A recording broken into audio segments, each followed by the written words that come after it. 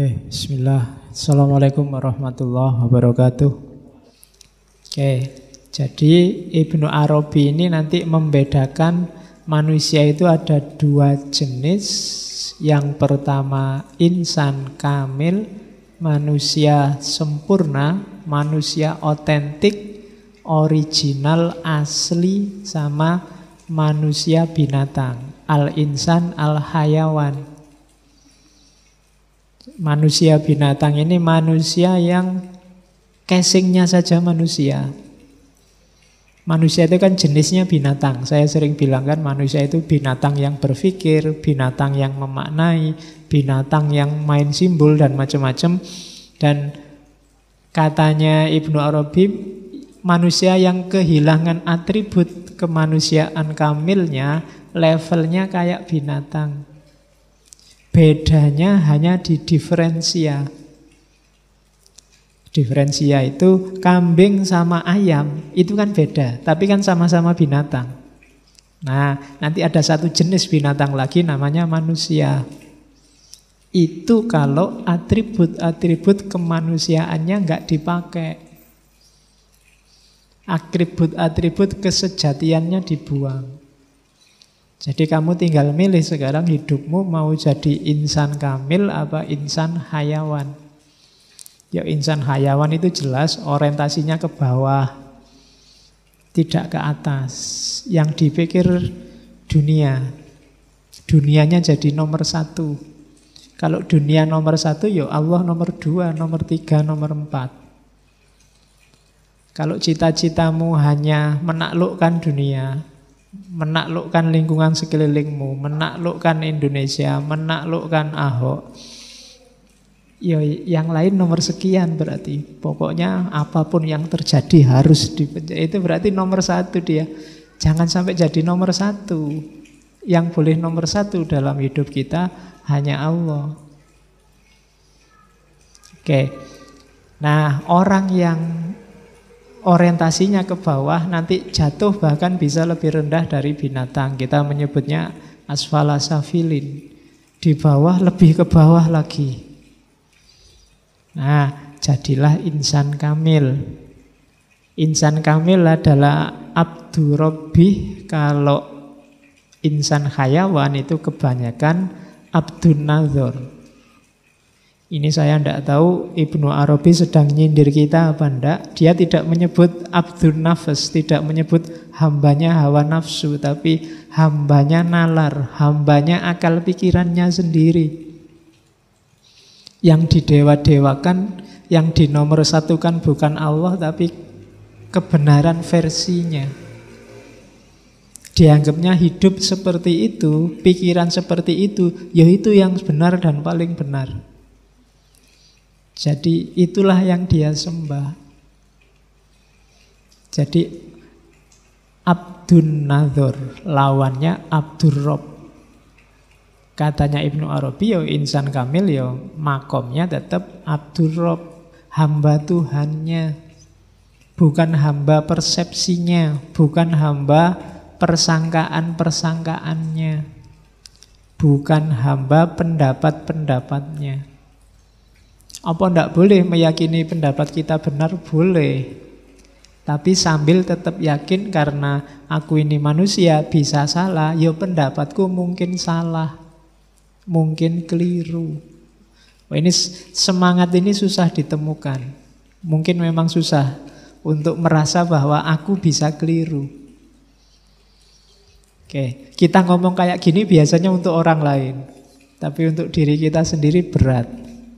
Ngomong bahwa aku itu bisa salah loh, itu susah. Selalu kamu kan manusia, bisa salah toh kan gitu. Kalau gitu gampang. Tapi kita selalu yang benar itu milikku. Orang yang kayak gini sebenarnya selain bahaya karena Allah nggak nomor satu, dia bahaya karena nggak bisa berkembang lagi. Nggak bisa berkembang itu dia sudah final. Dia menganggap pikirannya sudah selesai, ya ini yang paling benar. Padahal kan di awal sudah diyakinkan bahwa kita ini manusia, pandangan kita terbatas, wawasan kita terbatas. Banyak sekali ketidaksempurnaan dalam diri kita. Maka pikiran-pikiran kita juga terbatas, wawasan kita juga terbatas. Sepinter-pinternya orang, wawasannya terbatas. Sak jago-jagonya Habibie misalnya, kamu anggap dia jenius, IQ-nya berapa. Dalam banyak hal mungkin ada hal-hal yang kamu ketahui Habibie tidak tahu. Mungkin Habibie tidak ngerti gimana caranya gitaran, Habibie tidak ngerti gimana caranya nyedot rokok dengan sudut yang paling enak. Itu tidak ngerti Habibie. Mungkin dia nggak pernah ngerokok. Kan yang penting tidak ngerti kan, dia juga tidak tahu segalanya, sejenius apapun. Donald Trump yang sekaya itu, dia merasa bisa membeli segalanya, sangat banyak yang dia tidak tahu dan tidak ngerti. Sopo, tinggal kamu sebut Einstein kah? Atau filosof-filosof yang kita bahas 100 pertemuan lebih, banyak dia yang tidak tahu. Sak jago-jagonya Ibnu Rus mungkin dia belum pernah lihat binatang yang namanya kerbau apa bebek. Karena Spanyol, Timur Tengah, zaman abad keberapa mungkin tidak ada. Ya kan? Tidak, kita terbatas kok. Kebenaran yang kita tahu hanya sejangkau pengalaman kita. Yang sempat mampir di kepala kita. Itu saja. Maka jangan disembah nalarmu, jangan disembah pikiran-pikiranmu. Merasalah selalu bahwa masih banyak yang harus kamu ketahui. Bahwa untuk kepentingan pragmatis, praktis kamu butuh pengetahuan-pengetahuan tertentu, ya. Tapi tetaplah terbuka. Biar kita bergerak terus ke arah yang lebih baik dan lebih baik. Oke. Biar tidak dituduh oleh Ibnu Arabi kita ini hamba nalar. Yang kita dewakan kebenaran pikiran kita sendiri, bukan Allahnya. Oke, jadi itu kategori-kategori awal sebelum kita masuk ke insan kamilnya. Terus, apa sih insan kamil itu? Jadi manusia itu satu-satunya makhluk di dunia ini yang sifatnya sintesis, jamaiyah. Kalau dalam Futuhat, majmuk. Jadi segala atribut, segala karakter alam semesta, juga bahkan karakter ketuhanan ngumpul dalam diri kita yang namanya manusia. Jadi kalau bahasa mudahnya, jasad kita yang lahir ini mikrokosmos. Sementara dimensi batin kita itu ilahiyah sifatnya. Jadi manusia itu lengkap. Kita mengandung semua kandungan alam semesta, sekaligus dalam diri kita ada penggerak yang asalnya langsung dari Allah. Wa nafakha fihi min ruhi. Oke. Maka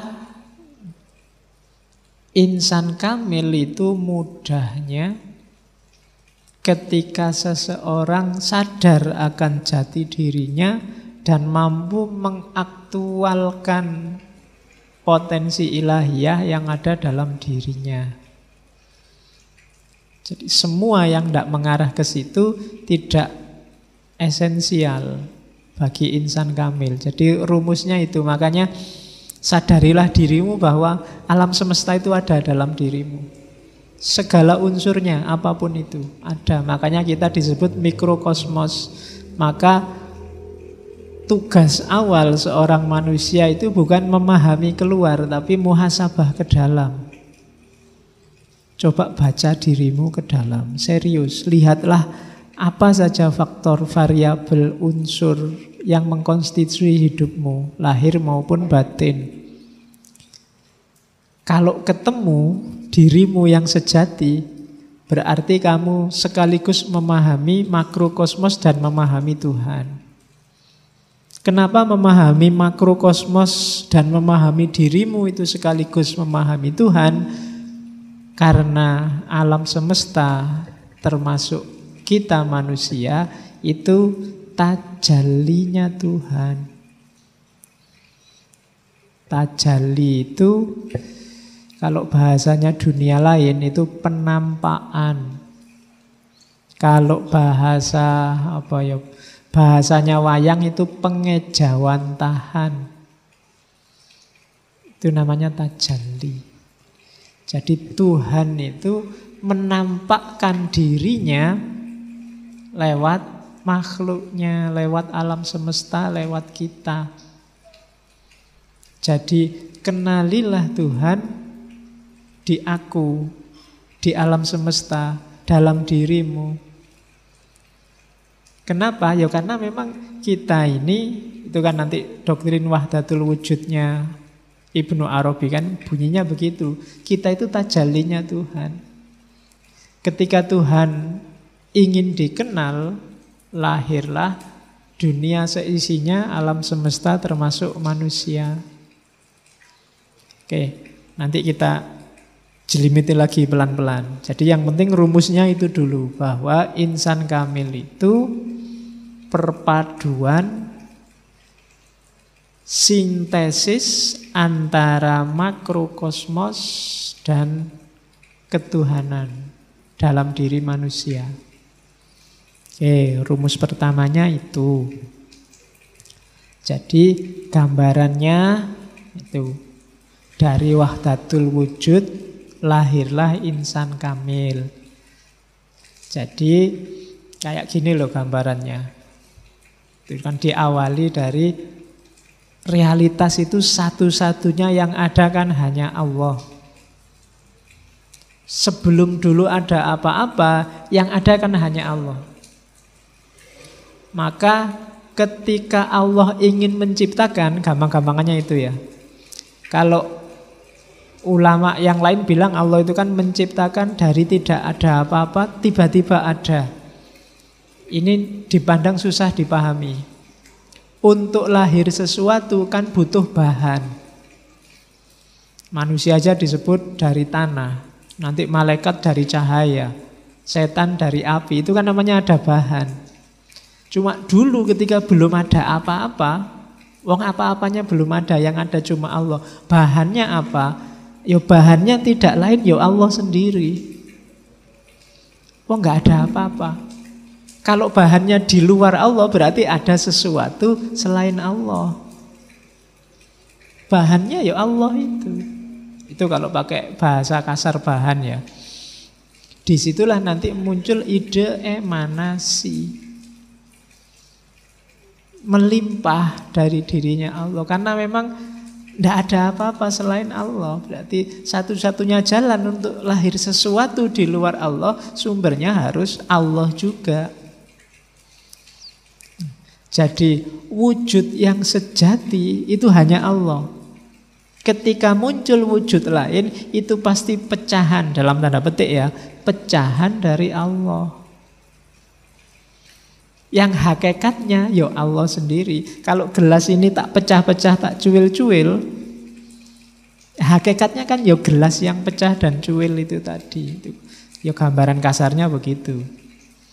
Untuk teman-teman paham emanasi. Sejak kemarin kan kamu bingung, iya ya emanasi itu kok Allah melimpah memancar. Ya karena memang tidak mungkin ada penciptaan dengan bahan. Pasti munculnya ya dari Allah sendiri. Nah, dari situ mungkin muncul, kenapa kok melimpah bahasanya? Kenapa kalau Farabi, Ibnu Sina dan kawan-kawan kan pakai istilah melimpah dari diri Allah? Ya karena memang tidak bersifat. Kenapa kok ndak Allah menciptakan saja ndak ada apa-apa terus tiba-tiba ada? Itu susah dipahami. Jadi ya melimpah dari dirinya Allah, keluar dari dirinya Allah. Oke. Jadi wahdatul wujud, satu-satunya wujud yang ada hanya Allah. Dan nanti dari situ melimpah. lahirlah manusia termasuk alam semesta. Dan limpahan pertama, lelehan pertama, itulah nanti yang dikenal sebagai hakikat Muhammadiyah. Tidak ada hubungannya sama NU atau sama ya. Ya, nanti Muhammadiyah kamu protes, mbok diganti wae Pak hakikat NU. Ini bukan Muhammadiyah itu. Kadang orang menyebutnya Nur Muhammad. Kalau analoginya matahari, cahaya pertama yang melimpah dari matahari, yang paling dekat dari matahari, itulah Nur Muhammad. Itulah hakikat Muhammadiyah. Saya tidak tahu alasannya apa Ibnu Arabi termasuk Al-Hallaj pakai istilah Nur Muhammad. Mungkin dari premis bahwa makhluk di alam semesta ini yang jadi masterpiece-nya Allah adalah manusia. Dan di kalangan manusia yang paling dicintai oleh Allah adalah Muhammad. Berarti Muhammad itu paling dekat di hatinya Allah. Maka pancaran pertama yang paling bercahaya oleh para sufi disebut Nur Muhammad. Hakikat Muhammadiyah. Kenapa kok nggak disebut Nur Adam apa Nur Isa? Mungkin logikanya karena ya beliau yang paling dicintai oleh Allah, paling dekat sama Allah. Makanya kan ada hadis laulaka ya Muhammad, seandainya bukan karena engkau wahai Muhammad, tidak akan aku ciptakan langit dan bumi. Kan? Ya sering saya bilang ketika orang makomnya di level cinta itu kan selalu demi yang dicintai, untuk kepentingan yang dicintai.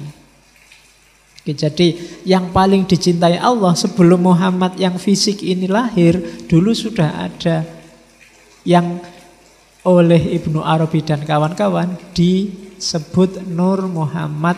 Yang Nur Muhammad inilah nanti dari cahaya pertama lahirlah lelehan-lelehan selanjutnya, cahaya-cahaya selanjutnya. Sumbernya ya dari cahaya yang kalau ini matahari terang, yang paling dekat dari matahari yang disebut Nur Muhammad ini kan terang yang kedua.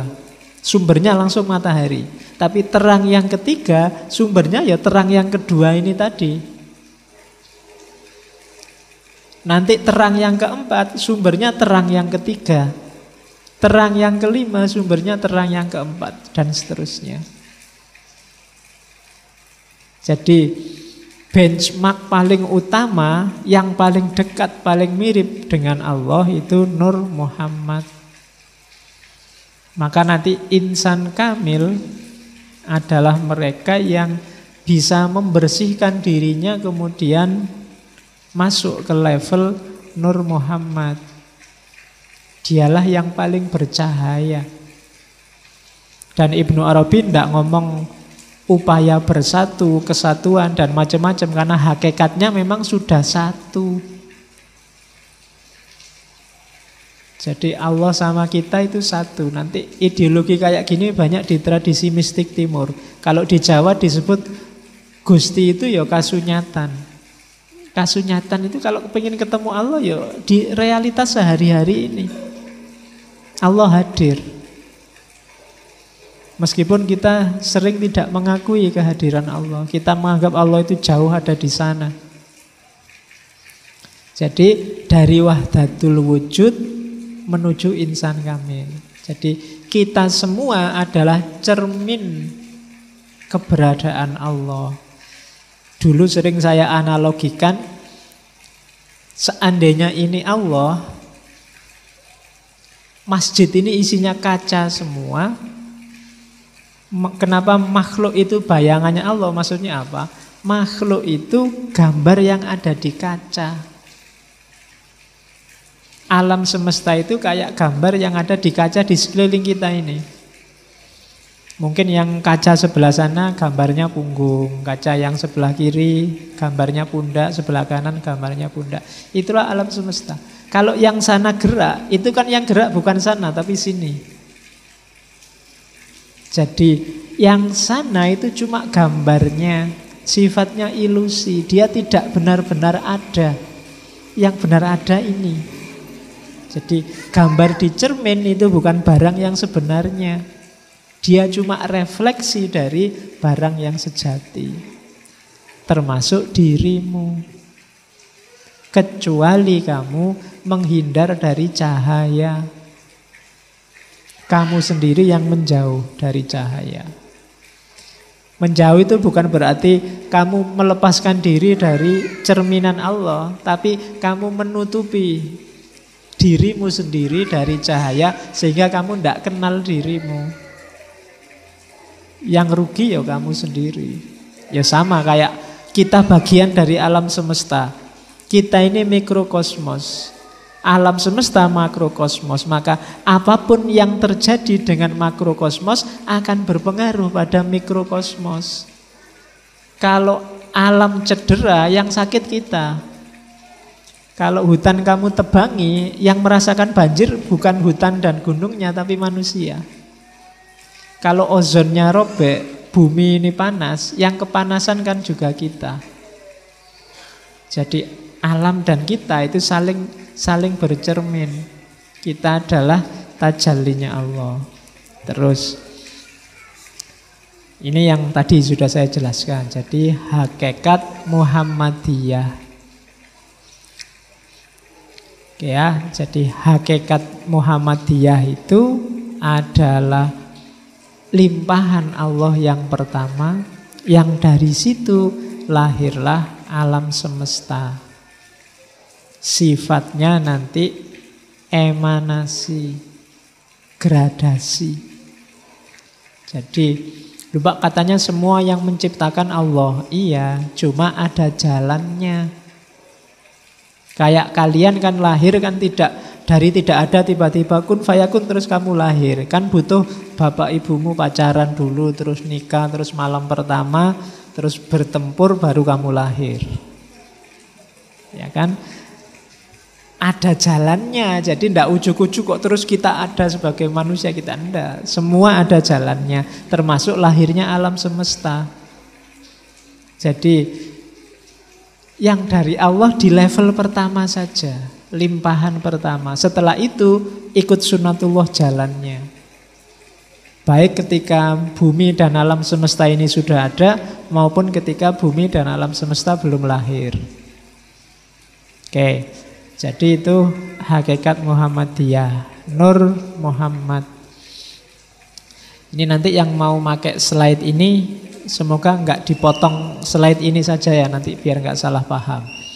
Nanti kamu salah, hakikatnya Muhammadiyah itu ternyata wakilnya Tuhan, enggak. Jadi dia namanya Nur Muhammad. Ya banyak yang mengkritik, tapi cuma memang isu-isu sufistik itu menangkapnya tidak murni pakai akal. Intuisinya harus main. Nanti di Ibnu Arabi kuat imajinasi. Kalau imajinasimu nggak main, akan susah menangkap hakikat Muhammadiyah, Nur Muhammad, insan kamil. Kalau pakai akal saja agak susah.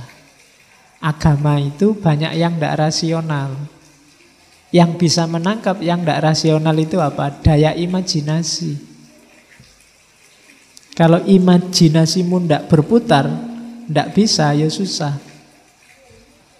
Tidak bisa membayangkan surga, neraka, sirotol mustaqim, akhirat, pahala, siksa. Itu imajinasimu kalau macet. Kamu mengandalkan akalmu yang 1 tambah 1 2, mungkin kamu tidak percaya. Di surga itu kalau di bumi akarnya di bawah, buahnya di atas. Kalau di surga kebalikannya, akarnya di atas, buahnya di bawah. Jadi ngambilnya gampang. Itu kan akalmu nggak nyambung itu. Dari mana jalurnya? Lah emangnya tumbuhnya pakai apa kok akarnya di bawah? Bidadari itu perawan terus. Itu kan nggak tekan pikiranmu. Emangnya di sana ada dokter yang operasi gitu terus? Nggak nyampe kamu akal. Tapi imajinasinya harus main. Ya imajinasi itu Gampang-gampangannya kamu nonton film kartun itu loh. Film kartun itu kan kadang dijepit pintu puik sampai gepeng terus bisa besar lagi. Itu kan imajinasi mainnya. Lucu tapi imajinatif. Kamu nonton Doraemon itu kan imajinatif. Imajinasi yang main. Pakai akal mustahil. Tidak bisa ditangkap. Daya khoyal harus tinggi. Nah, menangkapnya pakai intuisi, imajinasi. Oke. Karena apa? Agama itu 90% kita ngomong entitas yang metafisik. Misalnya malaikat itu dari cahaya. Terus kamu bayangkan kira-kira malaikat itu kayak gimana ya? Apa kayak lampu neon, apa kayak lampu. Kan dia dari cahaya misalnya. Itu kan imajinasimu kalau nggak canggih ya susah menangkapnya. Oke ya, termasuk tentang hakikat Muhammadiyah. Oke, terus. Oke ya, jadi sekarang manusia sebagai insan kamil. Ini agak mengulang yang tadi. Manusia ini utuh dan kamil ketika jati dirinya sebagai wakil Tuhan, khalifah Tuhan, dan rohnya Tuhan dalam dirinya ditemukan, sekaligus dia menyadari dirinya sebagai mikrokosmos. Oke. Jadi manusialah yang bisa menjelajah ke semua alam.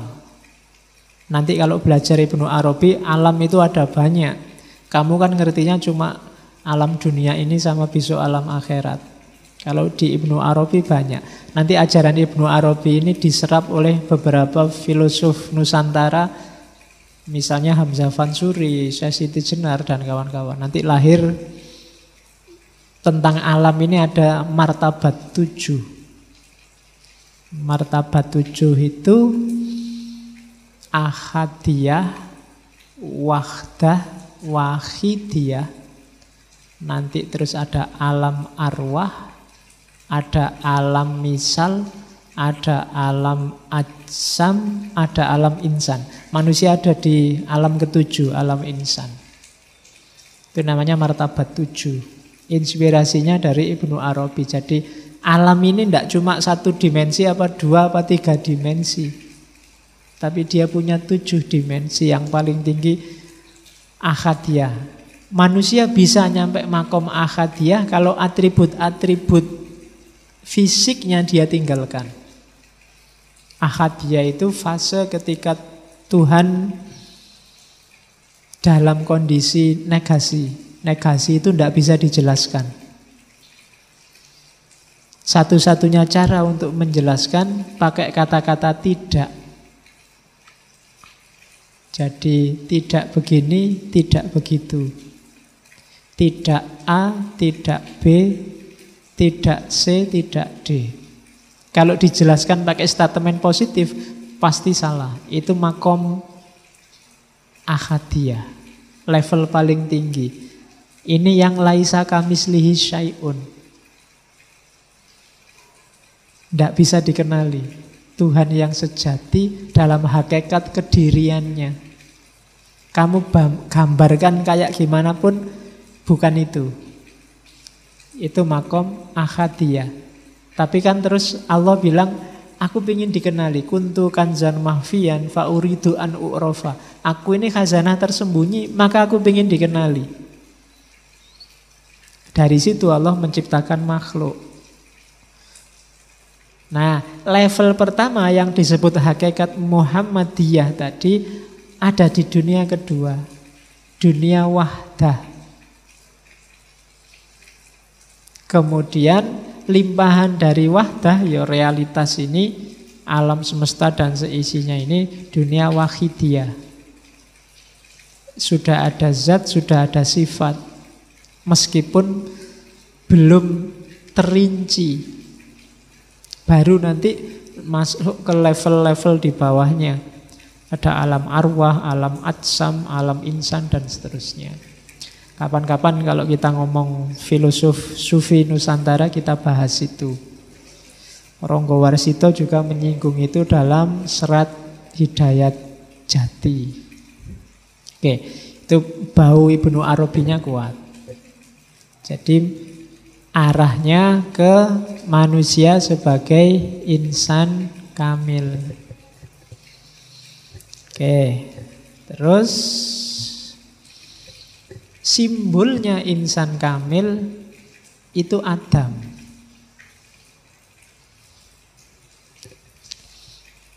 Ya, jadi kenapa Adam?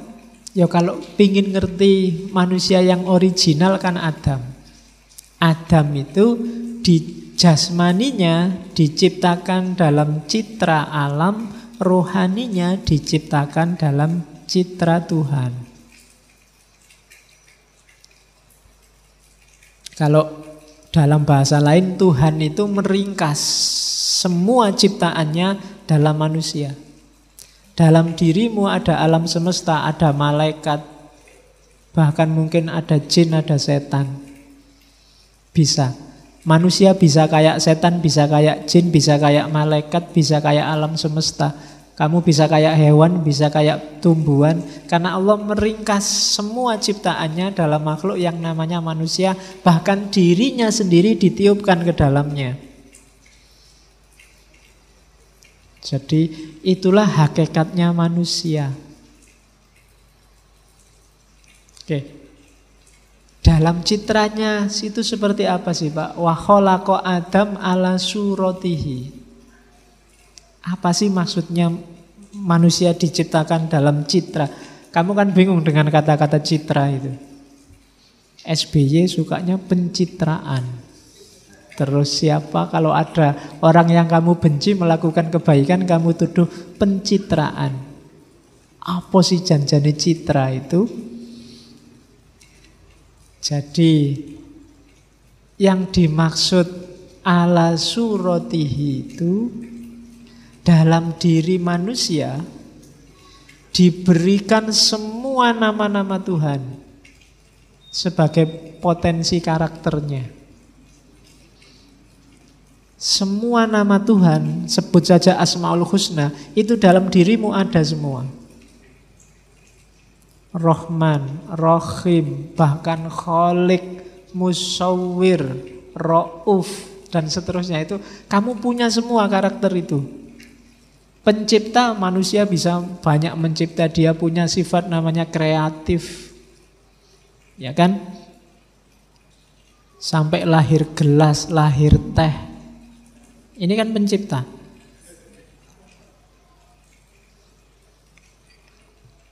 Binatang, hewan tidak ada yang kreatif. Sejak dulu kalau minum ya nyari air, nyari sungai, nyari hujan. Ayam, kambing nggak pernah punya ide bikin teh yuk, bikin kopi yuk, tidak ada. Pokoknya air ya diminum aja. Dia tidak bisa kreatif. Manusia punya, dia punya sifat mencipta sebagaimana Allah. Manusia juga bisa menyiksa sebagaimana Allah. Dalam sejarah banyak kan manusia yang punya karakter menyiksa. Ketika porsi dan proporsinya nggak pas, dia jadi kejahatan. Kalau pas, dia diperbolehkan. Ya dalam konteks tertentu kan kadang dibutuhkan kesulitan-kesulitan, keruwetan-keruwetan demi harmoni. Itu ada karakter-karakter Allah yang di situ dimiliki manusia. Jadi penyayang, kita punya sifat sayang. Rahman Rahim, kasih sayang yang mendalam dan meluas. Allah punya sifat Ghafurur Rahim, kita juga punya. Meskipun sekarang umat Islam susah memaafkan, tapi kita punya sifat memaafkan itu. Jangan lupa. Maka banyak sufi bilang li utamima makarimal akhlak, sebagaimana hadis Nabi itu adalah takholak bi ahlakillah. Berakhlak dengan akhlak Allah. Apa bisa Pak? Bisa. Kenapa? Karena dulu Allah menciptakan kita ala suratihi. Sesuai gambarnya Allah. Gambarnya Allah itu ya mestinya bukan gambar fisik. Wong Allah bukan fisik. Gambaran batin. gambaran mental, gambaran ruhani. Dan kalau itu mental dan ruhani kan ya nama-nama Allah minimal yang 99 itu kita punya. Itulah maksud dan Allah dan Tuhan menciptakan Adam ala suratihi, sesuai citranya, bukan fisiknya. Makanya ketika orang mencapai puncak kan ada hadis, kalau dia mendengarkan, aku jadi pendengarannya, bukan aku jadi telinganya. Jadi daya mendengar, kependengaran, kepenglihatan itu Allah. Mata ini ketika roh tidak ada gunanya. Jadi telinga kalau roh nggak ada juga tidak ada gunanya. Dia kayak komputer tapi tidak ada softwarenya, nggak ada gunanya. Semahal apapun komputermu, hardwaremu, kalau softwarenya nggak ada, tidak operatif. Secakep apapun orang, kalau isinya nggak ada, ruhnya nggak ada, kamu lari. Kalau nggak percaya cobalah. Berarti kuncinya apa? Keywordnya kita sebagai manusia itu ya suratu Adam, suratullah dalam diri Adam itu. Ruhnya. Jasad itu cuma kendaraan kita. Materi itu cuma media. Dia alat, bukan tujuan. Jadi jasad itu memang dikasih Allah untuk mewujudkan tujuannya rohani. Bukan berarti jasad itu tidak penting, ya penting. Karena kalau kita roh saja juga tidak bisa jadi khalifah. Makanya kita ruh dan jasad. Jadi ala suratihi itu dalam diri kita terkumpul nama-namanya Allah. Makanya sebelum turun ke bumi kan ada cerita, ada ayat yang bilang wa 'allama Adamal asma'a kullaha. Jadi untuk membangun citra Adam sebagai wakil Allah di muka bumi, dalam diri Adam asma'a kullaha. Jangan diartikan alama itu terus Adam di depannya Allah, terus Allah ceramah gini Dam, kan nggak gitu. Ya mestinya ya sama Allah langsung dikasihkan ke dalam diri Adam asma itu. Dari situlah nanti Adam menerjemahkannya dalam kehidupan. Jadi itu memang skenarionya Allah begitu. Karena itulah maka semua malaikat bahkan iblis disuruh sujud pada Adam. Karena dalam diri Adam ada kualitas Tuhan. Oke, makanya kalau iblisnya mau ngeyel, dadak debat, kan aku maunya hanya sujud pada Allah. Itu bisa dijawab, enggak, kamu enggak tak suruh sujud pada Adam yang tanah. Tapi kualitas Adam yang dalam dirinya ada nama-nama Allah. Yang semuanya harus tunduk pada keagungan nama-nama Allah. Jadi itu katanya Ibnu Arabi nanti simbolnya insan kamil itu Adam. Berarti insan kamil itu manusia yang kembali ke fitrahnya sebagai tajallinya Allah melalui nama-namanya. Berarti manusia paling sempurna adalah manusia yang berakhlak mulia. Bukan manusia yang semata-mata paling banyak ibadahnya. Ibadah yang tidak ngefek ke akhlak, tidak ada nilainya. Sholat yang tidak tanha anil fahsya wal mungkar, tidak ada nilainya. Apalagi sholat dipakai sebagai jalan untuk bikin susah orang. Karena kamu bikin macet jalan. Ya, lah ya kan? Jadi aneh sekarang sholat kok baunya politik, sholat kok baunya, dan sholat jadi jalan kemungkaran, tidak bisa. Haji itu jalan untuk egalitarian, manusia diajari oleh Allah untuk merasa dirinya setara dengan yang lain, itu lewat haji. Maka tidak boleh pulang haji kok malah merasa lebih tinggi dari yang lain. Karena dia sudah haji, yang lain belum. Itu berarti pelajarannya gagal. Karena pelajaran haji adalah pelajaran egalitarianisme. Kalau zakat itu pelajaran tazkiyatul mal, membersihkan harta. Targetnya apa? Jiwa yang tidak terikat, tidak jatuh cinta pada dunia, pada harta. Kalau kamu zakatnya utuh, zakat malnya, zakat fitrahnya beres, tapi jiwamu sangat terikat oleh duniamu, oleh hartamu, berarti targetnya zakat gagal. Visinya zakat gagal. Sama kayak kamu sholatnya lengkap, tapi curangnya juga lengkap, korupsinya juga lengkap. Itu sholat yang tidak ada gunanya. Ada sholat yang malah bikin kamu masuk neraka. Kalau surat Al-Ma'un itu kan, alladzina yura'una, orang yang sholat tapi pamer. Tidak masuk surga, malah fawailul lil musallin. Kamu masuk neraka wail. Kalau sholatnya untuk pamer, untuk menunjukkan bahwa kamu orang alim, bahwa kamu komitmen pada agama, meskipun sedang musafir tetap sholat dan masuk TV. Itu loh ya, itu kalau ada nuansa biar yang lain tahu betapa kita ini membela, itu berarti riya. Jadi hati-hati menata hatinya ya. Oke, jadi bukan dilarang, cuma ya saling menjaga, saling mengingatkan. Oke ya, jadi itu insan kamil. Kuncinya ada pada akhlak. Takholak bi akhlakillah, hidup dengan landasan asmanya, nama-nama Allah. Oke. Terus, nah, ini ada definisi yang berbeda kalau di Ibnu Arabi. Selama ini kita memahami khalifah itu Allah di sana, kita di sini, alam semesta di sini.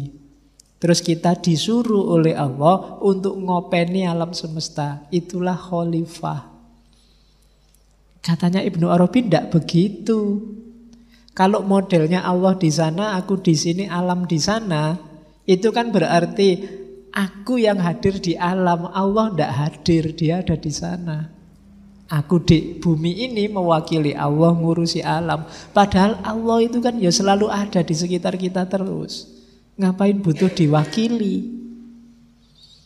Kalau maknanya khalifah itu diwakili, kan harusnya Allah tidak ada sekarang. Kita yang mewakili jadi Allah sekarang di dunia ini. Maksudnya khalifah itu bukan di situ, katanya Ibnu Arabi. Khalifah itu pengganti. Pengganti dalam arti apa? Kitalah yang paling mirip dengan Allah di antara semua makhluk lainnya. Jadi khalifatullah fil ardi adalah makhluk yang paling dekat karakternya dengan Allah di muka bumi. Maka ketika kamu nanti takholak bi ahlakillah, itulah jati dirimu yang sejati. Kalau kamu tidak melakukan itu di muka bumi, berarti kamu sedang mendistorsi hakikatmu sebagai manusia. Jadi rumusannya begitu. Karena awas salah, katanya Ibnu Arabi. Kayak Barat kan merasa kitalah yang menguasai dunia, alam semesta, mari kita taklukkan, kita tundukkan semuanya di bawah kekuasaan kita. Akhirnya diperas habis-habisan alam, kita nanti bingung sekian ratus tahun ke depan sumber daya habis. Itu salah memposisikan makna khalifah. Jadi khalifah itu penggantinya Allah. Bukan berarti Allah tidak hadir. Allah itu selalu hadir. Cuma kitalah yang paling dekat, paling mirip dengan Allah. Sehingga kekamilan kita, kesempurnaan kita sebagai insan adalah ketika kita semakin mirip dengan Allah. Maka insan kamil adalah orang yang mirip, orang yang karakternya adalah karakter ketuhanan.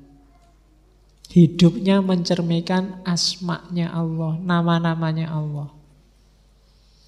Oke. Jadi itu makna insan kamil sebagai khalifah. Terus ada lagi sekarang. Insan kamil tadi sebagai mikrokosmos. Mikrokosmos itu positioningnya, kalau dalam dirimu ini kan tadi saya bilang, kuncinya dirimu kan di roh. Sama, alam semesta ini kuncinya ada di manusia. Posisinya manusia yang mikrokosmos di depan makrokosmos itu sama kayak posisinya roh dalam diri manusia. Jadi insan kamil inilah yang menjamin bumi ini, dunia ini masih hidup. Kalau tidak ada lagi insan kamil, semuanya isinya binatang, setan, itulah saatnya kiamat. Kenapa? Tidak ada ruhnya lagi sudah.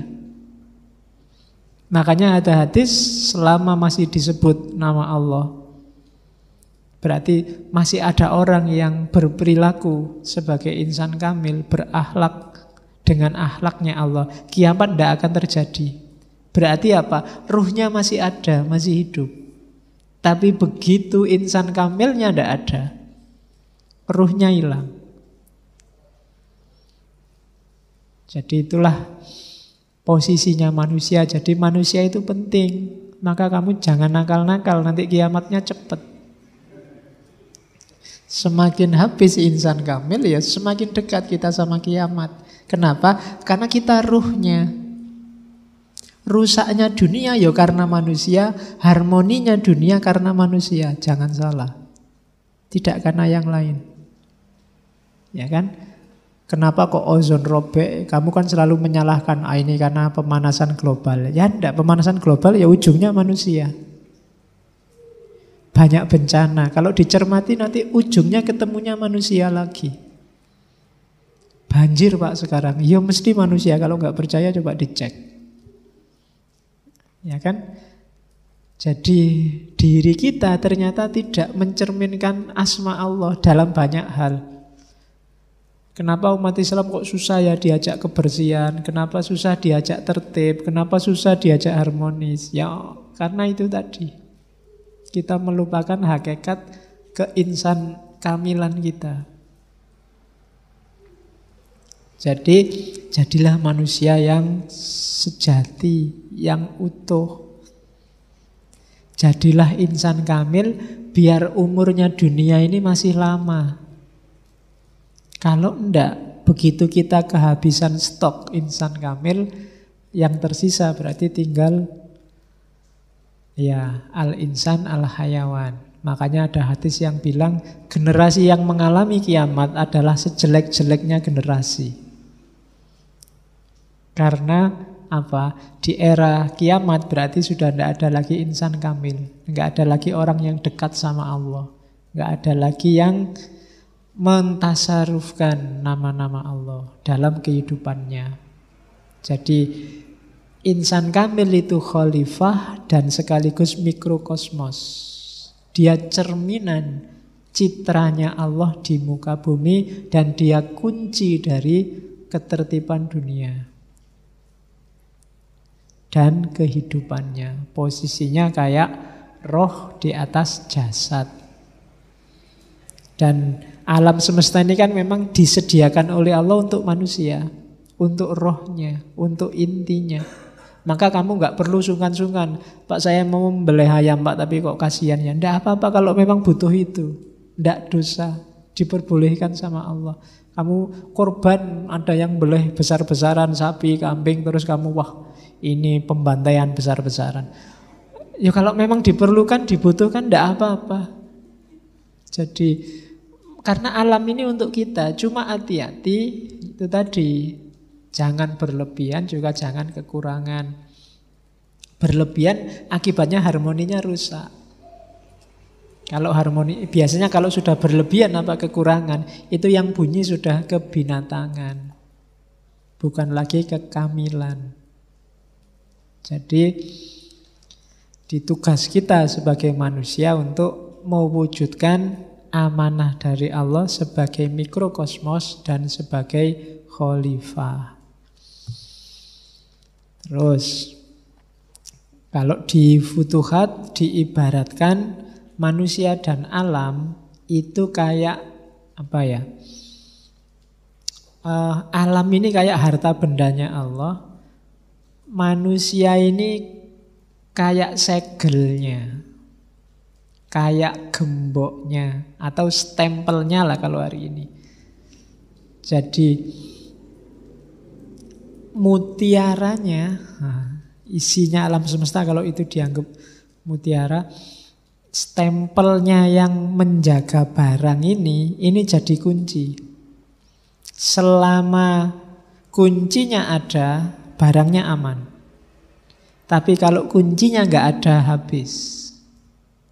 Itu kenapa begitu insan kamil nggak ada, kiamat. Sama kayak kamu punya peti, isinya barang-barang berharga, gemboknya hilang. Wassalam. Wong kadang-kadang gemboknya ada aja dicongkel.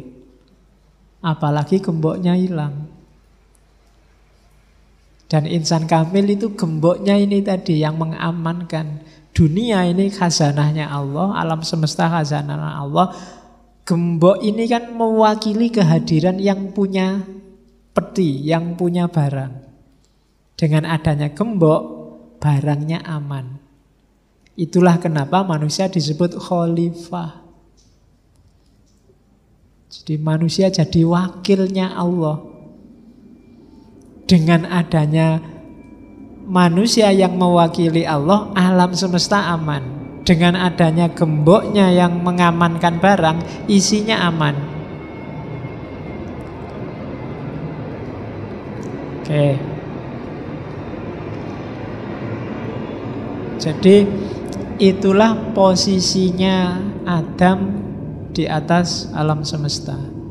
Posisinya manusia di atas alam semesta. Oke ya. Jadi jangan malah kontraproduktif. Kontraproduktif itu gemboknya malah ngerusak isinya. Itu yang banyak terjadi hari ini. Harusnya mengamankan malah merusak. Itu manusia. Oke. Ya contohnya banyak. Tinggal kamu cari sekelilingmu. Yang harusnya bikin aman malah bikin kacau. Akibatnya apa? Ya rasakan sendiri. Ketika yang di dalam rusak, ya otomatis gemboknya juga tidak selamat. Kalau yang di dalam karatan, gemboknya juga akan ikut karatan. Jadi itu hubungan Adam sama alam semesta.